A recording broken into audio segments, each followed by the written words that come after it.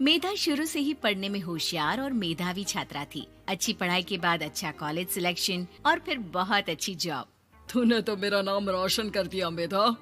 अरे लेकिन ये जो काम करने का तरीका है ना, इसे बदल ले। 18 घंटे काम करेगी तो कल को बच्चा कैसे संभालेगी? तुम्हारी तरह पागल नहीं हूँ माँ, जो बच्चे और परिवार में फंस जाऊँ।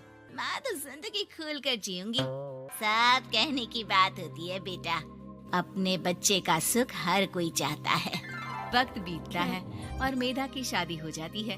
शादी के कुछ सालों में ही मेधा एक सुंदर से बेटे की माँ बन जाती है। अरे यार, मेरी मैटरनिटी लीव खत्म हो रही है, क्या करे? माँ भी नहीं आ सकती, कैसे मैनेज करूँ? ऐसा करते हैं, इसके लिए एक केयर टेकर रख लेते हैं, वो देखा करेगी इसे। मेधा को पति की बात जंच जाती है और वो केयर टेकर की तलाश शुरू कर देती है। एक दिन उन लोगों के घर एक महिला आती है जो दिखने में पढ़ी लिखी लगती है। जी, क्या काम है आपको? मैम, मेरा नाम स्नेहा है। आपका एड देखा केयर टेकर का, क्या मैं आपके यहाँ काम कर सकती हूँ? हाँ, क्यों नहीं, लेकिन आप तो अच्छे घर की लगती हैं, फिर नौकरी क्यों? दरअसल मेरे ससुराल वालों ने मुझे घर से निकाल दिया क्योंकि मैं माँ नहीं बन सकती और माता पिता भी नहीं है इस दुनिया में। तो अरे अरे, कोई बात नहीं, तुम लक्ष्य को ही अपना बच्चा समझो और यहीं रहना, और किसी भी चीज की जरूरत हो ना तो बता देना। नेहा खुशी खुशी लक्ष्य को संभालने लगती है। रात को जब मेधा घर पर आती है, अरे क्या बात है स्नेहा, तुमने खाना नहीं खाया क्या? अरे दीदी, आपका बेटा टाइम दे तब ना। अरे तो जब वो सोता है तब खा लिया करो। तब तो मैं इसके पास ही बैठी रहती हूँ। कोई मच्छर या कीड़ा काट ले लक्ष्य को तो अब आप पकड़ो, मैं खाना खा लेती हूँ। स्नेहा वहाँ से चली जाती है। बहुत ही अच्छे से ख्याल रख रही है ये लक्ष्य का। मेधा, इतना तो शायद तुम भी ध्यान नहीं देती। मेधा को पति की बात बुरी तो लगती है, लेकिन कुछ नहीं कहती। धीरे धीरे स्नेहा मेधा और उसके पति के साथ बाहर भी जाने लगी। सुनो, स्नेहा को भी बाजार ले चलते हैं, वो क्या है ना, लक्ष्य को देख लेगी जब तक मैं शॉपिंग कर लूंगी। हाँ हाँ चलो, वैसे मैं चाह रहा था कि लक्ष्य को लेकर हम दोनों ही चलते। क्या यार, तुम तो फ्री में इमोशनल हो जाते हो, कितना देख लेंगे हम दोनों मिलकर, ले चलो उसे। कार से निकलकर मेधा और लक्ष्य रोड क्रॉस कर रहे थे कि सामने से कार आ जाती है। मेधा का ध्यान नहीं होता, लेकिन स्नेहा तुरंत लक्ष्य को मेधा से छीन लेती है। मेधा गिर जाती है और कार मेधा को छूकर निकलती है, जिससे मेधा को खून आ जाता है। पति मेधा को हाथ देकर उठाता है। स्नेहा लक्ष्य को लेकर गले लगाई रहती है। थैंक्स स्नेहा, मैंने तो ध्यान ही नहीं दिया था कि कार आ रही है। स्नेहा का गुस्सा मालकिन पर टूट पड़ता है। अरे कैसी माँ है आप, अगर आज कुछ लक्ष्य को हो जाता तो मैं आपको कभी माफ नहीं करती। छोटा सा बच्चा है, उसे चोट लगती है तो पता है कितनी तकलीफ होती है। पति भी स्नेहा को देखने लगता है कि उसे क्या हो गया। मेधा को स्नेहा पर काफी गुस्सा आ जाता है। घर आकर कहती है, देखो स्नेहा, माना तुम लक्ष्य को बहुत प्यार करती हो, लेकिन वो मेरा बेटा है, मैं कभी जानबूझकर उसके साथ बुरा नहीं कर सकती, समझी?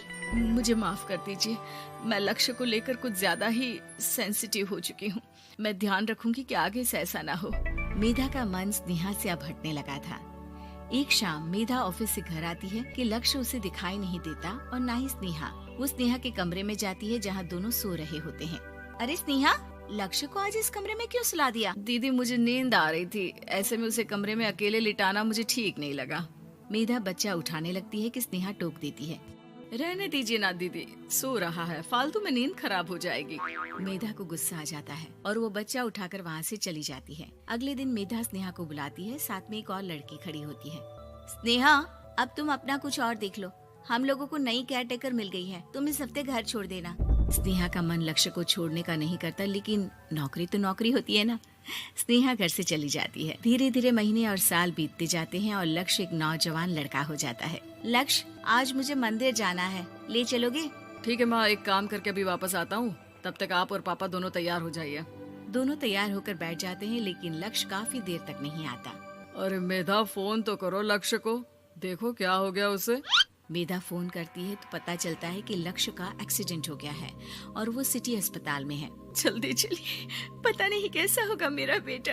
अरे चिंता ना करो, सब ठीक होगा, मैं अभी कार निकालता हूँ। दोनों मियाँ बीवी अस्पताल पहुँचते हैं, जहाँ वो लोग देखते हैं कि लक्ष्य बिस्तर पर पड़ा होता है। एक महिला इन्हें यहाँ लेकर आई है, वो वहाँ बैठी है, लेकिन फिलहाल तो आप लोगों को इनके लिए किडनी का प्रबंध करना होगा। एक्सीडेंट में इसकी किडनी डैमेज हो गई है। मेरी ले लीजिए डॉक्टर साहब, मेरे बेटे को बचा लीजिए। नहीं नहीं, आप माँ हैं, आपकी नहीं ले सकते, पिता की भी नहीं। आप किसी रिलेटिव या दोस्त से पता कर लें और हाँ थोड़ा जल्दी करें क्योंकि देर होने से मामला बिगड़ सकता है। मेधा बैठकर रोने लगती है कि वहाँ डॉक्टर आ जाते हैं। जिस औरत ने आपके बेटे को यहाँ भर्ती कराया था वो अपनी किडनी आपके बेटे को देना चाहती है। हाँ? कौन है वो? कहाँ है वो? तभी वहाँ स्नेहा आ जाती है। स्नेहा तुम? मैं लक्ष्य को पहचान नहीं पाई थी, लेकिन आप लोगों को देखकर समझ गई कि ये लक्ष्य है, इसलिए वापस आ गई। मैं अपनी किडनी आपके बेटे को देना चाहती हूँ। मेरी अपनी तो कोई औलाद नहीं, लेकिन लक्ष्य में मैंने हमेशा अपना बच्चा देखा। तुम धन्य हो स्नेहा, जो इतने साल में भी लक्ष्य को भूल नहीं पाई। सही मामले में तो वो तुम्हारा ही बच्चा होगा, क्योंकि जन्म भले ही मैंने दिया हो, लेकिन आज तुम उसकी जिंदगी बचा रही हो।